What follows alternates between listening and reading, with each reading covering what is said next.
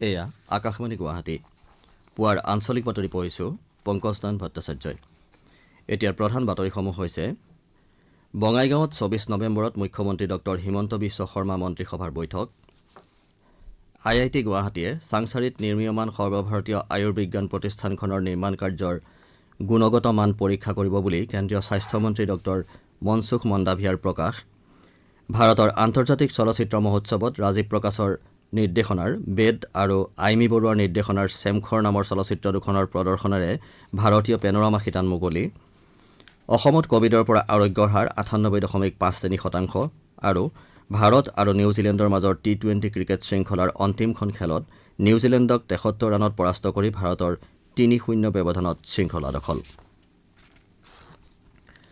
ভাৰতে কোভিড-19 প্ৰতিষেধকৰ ১১০ কোটিতকৈও অধিক পালি প্ৰদানেৰে ইতিহাস ৰচাৰ বাবে আকাশবাণীয়ে দেশৰ চিকিৎসক, নাৰ্ছ আৰু আগশাৰীৰ কৰ্মীসকলৰ লগতে প্ৰতিষেধক গ্ৰহণ কৰি এই লক্ষ্যত উপনীত হোৱাটো সম্ভৱ কৰি তোলা জনসাধাৰণলৈ অভিবাদন জনাইছে।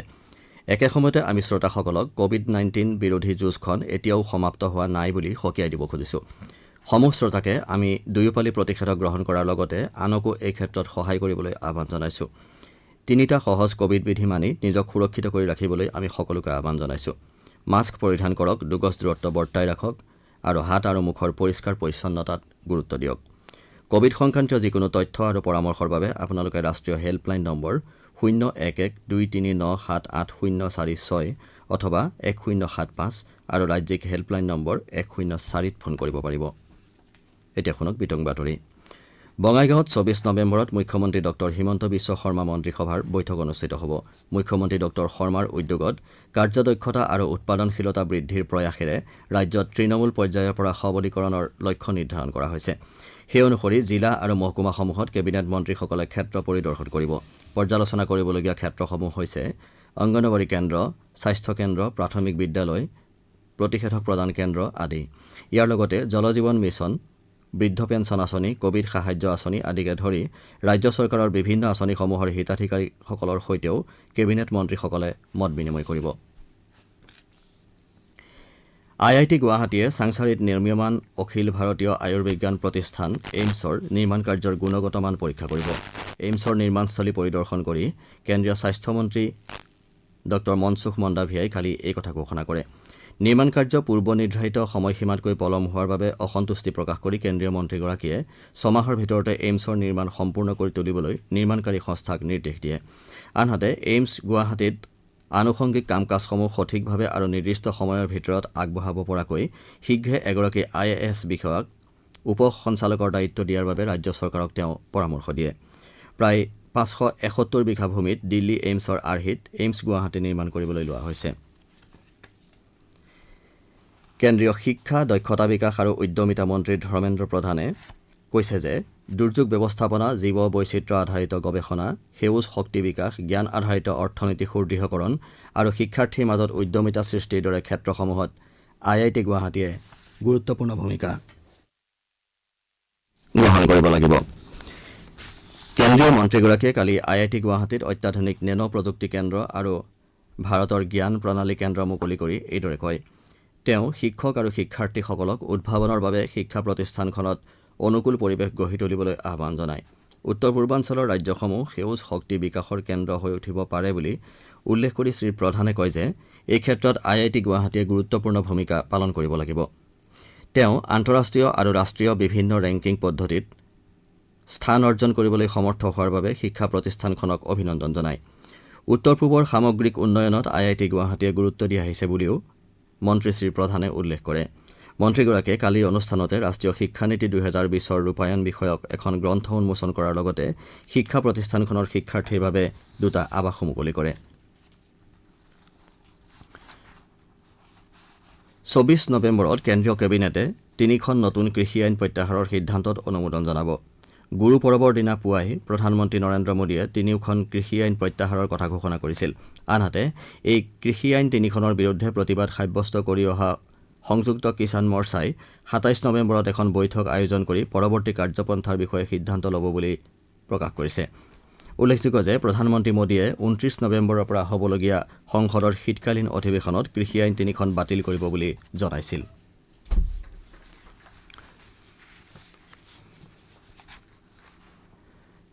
52 সংখ্যক ভাৰতৰ আন্তৰ্জাতিক চলচ্চিত্ৰ মহোৎসৱৰ কালি প্ৰথম দিনৰ কাৰ্যসূচীয়ে দেশজুৰি চিনেমা প্ৰেমীসকলক আকৰ্ষণ কৰিছে। এই মহোৎসৱৰ উদ্বোধনী শিতানত ভিক্টৰ ৰাইঝাকোভৰ নিৰ্দেশনাৰ ৰাছিয়ান চলচ্চিত্ৰ ডিয়া ডে লিছ মুয়েৰটোছ প্ৰদৰ্শন কৰা হয়। কালি ভাৰতীয় পেনোৰামা শিতানো আনুষ্ঠানিকভাৱে মুকলি কৰা হয়। অভিনেতা কাৰ্তিক আৰিয়ানে পৰিচয় দিয়াৰ পাছত ধামাকা শীৰ্ষক হিন্দী চলচ্চিত্ৰখনৰ বিশেষ প্ৰদৰ্শনীৰ আয়োজন কৰা হয়। ৰাষ্ট্ৰীয় বঁটাপ্ৰাপক প্ৰসূন যোশীৰ সৈতেও কালিৰ দিনটোত এটা বিশেষ অনুষ্ঠানৰ আয়োজন কৰা হয়। ইপিনে ৰাজীৱ প্ৰকাশৰ নিৰ্দেশনাৰ বেদ আৰু আইমি বৰুৱাৰ নিৰ্দেশনাৰ চেমখৰ নামৰ চলচ্চিত্ৰ দুখনৰ প্ৰদৰ্শনেৰে ভাৰতীয় পেনোৰামা শিতান মুকলি কৰা হয়। এই মহোৎসৱত প্ৰদৰ্শনৰ বাবে মুঠ 25খন চলচ্চিত্ৰ নিৰ্বাচন কৰা হৈছে। বিশিষ্ট চলচ্চিত্ৰ নিৰ্মাতা তথা অভিনেতা SV ৰাজেন্দ্ৰ সিং বাবুৰ নেতৃত্বত 12গৰাকী সদস্যৰে এই মহোৎসৱৰ জুৰীৰ দলটো গঠন কৰা হৈছে। শিক্ষাৰ গুণগত মান উন্নত আৰু শিক্ষাৰ্থী আৰু শিক্ষকৰ অনুপাত সঠিক কৰিবৰ বাবে অসম চৰকাৰৰ শিক্ষা বিভাগে শিক্ষকৰ বদলীকৰণ প্ৰক্ৰিয়া আৰম্ভ কৰিছে। শিক্ষক বদলীকৰণ প্ৰক্ৰিয়াৰ বাবে প্ৰাথমিক বিদ্যালয়ৰ পৰা উচ্চতৰ মাধ্যমিক বিদ্যালয়ৰ শিক্ষকসকলক http://hrmassam.in ত আবেদন কৰিবলৈ অনুৰোধ জনাইছে। আবেদনত টেট মাৰ্কশ্বিট, চাৰ্টিফিকেট, DLED বা BEdৰ মাৰ্কশ্বিট, উচ্চতৰ মাধ্যমিক চূড়ান্ত পৰীক্ষাৰ মাৰ্কশ্বিট, স্নাতক পৰীক্ষাৰ মাৰ্কশ্বিট, জন্মৰ প্ৰমাণপত্ৰ আৰু যোগদানৰ প্ৰমাণপত্ৰ গাঁঠি দিব লাগিব। বদলীকৰণ বিচৰা শিক্ষকসকলে আজিৰে পৰা 10 ডিচেম্বৰলৈকে আবেদন জনাব পাৰিব। দেশৰ অসংগঠিত ক্ষেত্ৰৰ 8,40 লাখতকৈও অধিক শ্ৰমিকে এতিয়ালৈকে শ্ৰম পৰ্টেলত নাম পঞ্জীয়ন কৰিছে। পৰ্টেলটো মুকলি কৰাৰ পৰা 12 সপ্তাহৰ ভিতৰত অসংগঠিত ক্ষেত্ৰৰ শ্ৰমিকৰ পঞ্জীয়নৰ সংখ্যা একেৰাহে বৃদ্ধি হৈ আছে। জানিব পৰা মতে পঞ্জীয়নভুক্ত শ্ৰমিকসকলৰ ভিতৰত অধিকাংশই 18ৰ পৰা 40 বছৰ বয়সৰ হোৱাৰ বিপৰীতে 40ৰ পৰা 50 বছৰ বয়সৰ পঞ্জীয়নভুক্ত শ্ৰমিকৰ সংখ্যা দ্বিতীয় স্থানত আছে। শ্ৰম আৰু নিয়োগ মন্ত্ৰী ভূপেন্দ্ৰ যাদৱৰ অবিৰত নিৰ্দেশ তথা সূক্ষ্ম পৰ্যবেক্ষণ আৰু নিয়ন্ত্ৰণৰ বাবে পঞ্জীয়নৰ ক্ষেত্ৰত এনে সাফল্য লাভ কৰা হৈছে। উল্লেখযোগ্য যে শ্ৰম পৰ্টেলত অসংগঠিত শ্ৰমিকসকলে সাধাৰণ সেৱা কেন্দ্ৰ, ৰাজ্যিক সেৱা কেন্দ্ৰৰ জৰিয়তে অথবা নিজেও নাম পঞ্জীয়ন কৰিব পাৰে। বিগত 12 সপ্তাহত এই পৰ্টেলত পশ্চিমবংগ, ওড়িশা, উত্তৰ প্ৰদেশ আৰু বিহাৰত সৰ্বাধিক পঞ্জীয়ন হৈছে। শ্ৰোতাসকলে বাতৰি শুনিছে আকাশবাণী গুৱাহাটী কেন্দ্ৰৰ পৰা। আপোনালোকে এই বাতৰি আমাৰ YouTube channel air news Guwahati আৰু নিউজ অন এয়াৰ এপযোগেও শুনিব পাৰিব। গৃহমন্ত্ৰী অমিত শ্বাহে আজি ভিডিঅ' কনফাৰেন্সিং ব্যৱস্থাৰে মণিপুৰৰ টামেংলং জিলাৰ লোৱাংকাও গাঁৱত নিৰ্মাণ কৰিবলগীয়া ৰাণী গাইডিনহো জনজাতি স্বাধীনতা সংগ্ৰামী সংগ্ৰহালয়ৰ আধাৰশিলা স্থাপন কৰিব। কেন্দ্ৰীয় জনজাতি পৰিক্ৰমা মন্ত্ৰালয়ে আনুমানিক 15 কোটি টকা ব্যয় সাপেক্ষে এই প্ৰকল্পৰ অনুমোদন দিছে। উল্লেখযোগ্য যে ৰাজ্যিক কেবিনেটে বিশিষ্ট স্বাধীনতা সংগ্ৰামী ৰাণী গাইডিনলোৰ জন্মস্থান টামেংলং জিলাৰ লোৱাংকাও গাঁৱত এটা সংগ্ৰহালয় নিৰ্মাণ কৰাৰ লগতে ৰাণী গাইডিনলো জনজাতি স্বাধীনতা সংগ্ৰামী সংগ্ৰহালয় হিচাপে ইয়াৰ নামকৰণ কৰাৰ সিদ্ধান্ত গ্ৰহণ কৰিছিল। অসমৰ বিজ্ঞানী ডক্টৰ বৰ্ণালী দাসৰ নেতৃত্বত পুনেৰ ৰেডিঅ' এষ্ট্ৰফিজিক্সৰ ৰাষ্ট্ৰীয় কেন্দ্ৰৰ বিজ্ঞানীৰ এটা দলে বিশেষ টেলিস্কোপৰ সহায়ত মহাকাশত এটা নতুন তৰা আৱিষ্কাৰ কৰিছে। UGM-RT নামৰ বিশ্বৰ সবাতোকৈ সংবেদনশীল টেলিস্কোপৰ সহায়ত বিজ্ঞানীৰ দলটোৱে উচ্চমানৰ ছবি তুলিবলৈ সমৰ্থ হোৱাৰ লগতে তৰাটো নিৰীক্ষণৰ কাৰণে গ্ৰহণ কৰা পদ্ধতিৰ জৰিয়তে মহাকাশত এই তৰাটোৰ স্বৰূপ অধ্যয়ন কৰাটো সম্ভৱ হৈ উঠে। এই নতুন তৰাটো মেইন ছিকুৱেন্স ৰেডিঅ' পালছ চমুকৈ MSRP বিকিৰণ কৰা শ্ৰেণীৰ অন্তৰ্ভুক্ত কৰা হৈছে। উল্লেখযোগ্য যে মহাকাশত এতিয়ালৈকে এনেধৰণৰ 15টা MSRP আৱিষ্কাৰ কৰা হৈছে।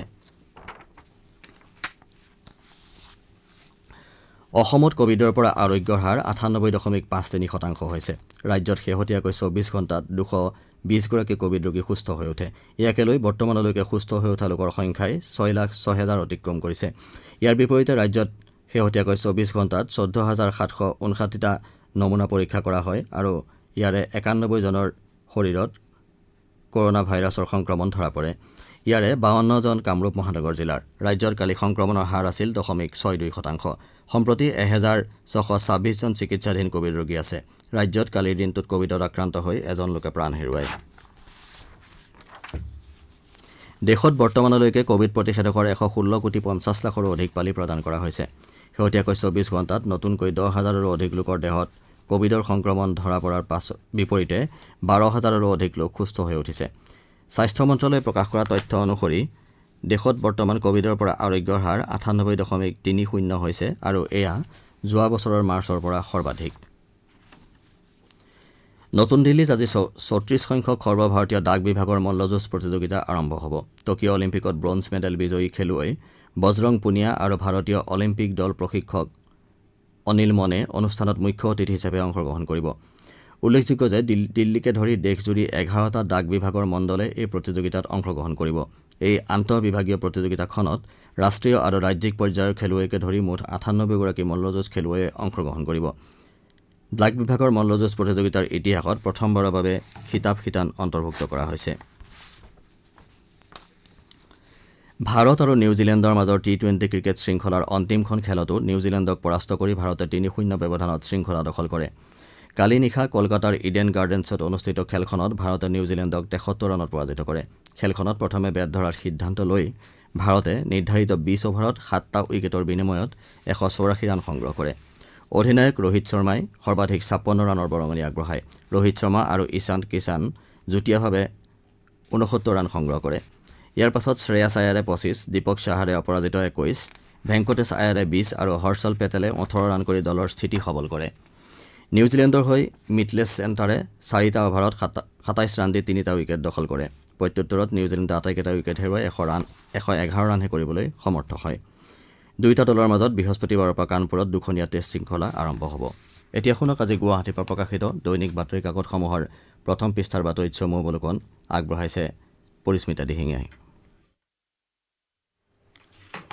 অসম নাগালেণ্ডৰ সীমা সমস্যা সমাধানৰ ব্যৱস্থা, দক্ষিণ কামৰূপত চলি থকা বনজ সম্পদৰ অবৈধ বেহা, কৃষি আইন আদি বিভিন্ন বিষয়ৰ বাতৰিক আজি গুৱাহাটীৰ পৰা প্ৰকাশিত দৈনিক বাতৰি কাকতসমূহে প্ৰথম পৃষ্ঠাত মুখ্য বাতৰিৰ স্থান দিছে। মুখ্যমন্ত্ৰী ড হিমন্ত বিশ্ব শৰ্মাই কালি সীমা সমস্যা সমাধানৰ উদ্যোগেৰে নাগালেণ্ডৰ মুখ্যমন্ত্ৰী নেইফিঅ' ৰিঅ'ৰ সৈতে গুৰুত্বপূৰ্ণ আলোচনাত মিলিত হয়। এই বাতৰিক নিয়মীয়া বাৰ্তা কাকতে অসম নাগালেণ্ডৰ ৪৩৪ কিলোমিটাৰ সীমান্তত স্থায়ী সীমা নিৰ্ধাৰণৰ পদক্ষেপ শিৰোনামেৰে মুখ্য বাতৰিৰ স্থান দিছে। দক্ষিণ কামৰূপৰ বিভিন্ন স্থানত বনাঞ্চল ধ্বংসৰে বনজ সম্পদৰ অবাধ বেহাৰ অভিযোগ উঠিছে। এই অভিযোগক আধাৰ কৰি অসমীয়া প্ৰতিদিন কাকতে শ শ ট্ৰাকেৰে বহিঃৰাজ্যলৈ চালান হাল চেগুন শিৰোনামেৰে মুখ্য বাতৰি প্ৰকাশ কৰিছে। মুখ্যমন্ত্ৰী ড হিমন্ত বিশ্ব শৰ্মাই যোৰহাটৰ টিয়কৰ কলীয়াপানীত কালি আউনীআটী বিশ্ববিদ্যালয়ৰ আধাৰশিলা স্থাপন কৰাৰ বাতৰিটো দৈনিক অসম, দ্য চেণ্টিনেল আৰু অসমীয়া খবৰ কাকতে প্ৰথম পৃষ্ঠাত গুৰুত্ব সহকাৰে প্ৰকাশ কৰিছে। অহা বছৰৰ ফেব্ৰুৱাৰী মাহত নাহৰকটীয়াৰ বাগ্মীবৰ নীলমণি ফুকন সমন্বয় ক্ষেত্ৰত শ্ৰীমন্ত শংকৰদেৱ সংঘৰ ৯১ সংখ্যক অধিৱেশন অনুষ্ঠিত হ'ব। কালি অধিৱেশনৰ লাইখুটা স্থাপন কৰাৰ বাতৰিটো দৈনিক অগ্ৰদূত, দৈনিক জনমভূমি আৰু আমাৰ অসমকে ধৰি কেইবাখনো কাকতে প্ৰথম পৃষ্ঠাত স্থান দিছে।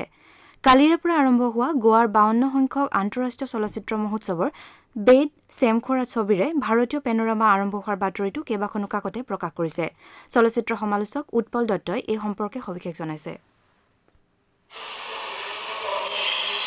গোৱাৰ পানাজীত অনুষ্ঠিত হৈ থকা ভাৰতৰ আন্তঃৰাষ্ট্ৰীয় চলচ্চিত্ৰ মহোৎসৱৰ ইণ্ডিয়ান পেনোৰামাত আজি অসমৰ সহকাহিনী চিত্ৰ বীৰাংগনা প্ৰদৰ্শিত হয়। সন্ধিয়া ৫ বজাত প্ৰদৰ্শন হোৱা ছবিখনৰ বিষয়বস্তু আছিল অসম পুলিচে বীৰাংগনাৰ নামেৰে সৃষ্টি কৰা নাৰী শক্তি বাহিনী। ছবি প্ৰদৰ্শনীৰ আগতে পৰিচালক কিশোৰ কলিতা আৰু চিত্ৰনাট্যকাৰ দত্তক সম্বৰ্ধনা জনোৱা হয় আৰু পৰিচালক কলিতাই ছবিখনৰ বিষয়ে ব্যাখ্যা কৰে। ছবি চোৱাৰ পিছত দৰ্শকে এই বীৰাংগনাৰ কাহিনী আৰু বীৰাংগনাৰ বিষয়ৰ কথাখিনি জানি ভাল পায় আৰু বহুতে আশা প্ৰকাশ কৰে এই ধৰণৰ প্ৰচেষ্টা ভাৰতৰ সকলো ৰাজ্যতে হ'ব লাগে। এয়া আছিল আজি গুৱাহাটীৰ পৰা প্ৰকাশিত বাতৰি কাকতসমূহৰ প্ৰথম পৃষ্ঠাৰ বাতৰিত চমু অৱলোকন। ধন্যবাদ পৰিস্মিতা। বাতৰি শেষ কৰাৰ পূৰ্বে প্ৰধান বাতৰিকেইটা আকৌ এবাৰ পঢ়ি দিছো। বঙাইগাঁৱত ২৪ নৱেম্বৰত মুখ্যমন্ত্ৰী ড হিমন্ত বিশ্ব শৰ্মা মন্ত্ৰীসভাৰ বৈঠক। IIT গুৱাহাটীয়ে চাংচাৰিত নিৰ্মীয়মান সৰ্বভাৰতীয় আয়ুৰ্বিজ্ঞান প্ৰতিষ্ঠানৰ নিৰ্মাণ কাৰ্যৰ গুণগত মান পৰীক্ষা কৰিব বুলি কেন্দ্ৰীয় স্বাস্থ্যমন্ত্ৰী ড মনসুখ মন্দাভিয়াৰ প্ৰকাশ আৰু অসমত কভিডৰ পৰা আৰোগ্যৰ হাৰ ৯৮.৫%। পুৱাৰ আঞ্চলিক বাতৰি ইমানতে শেষ হ'ল।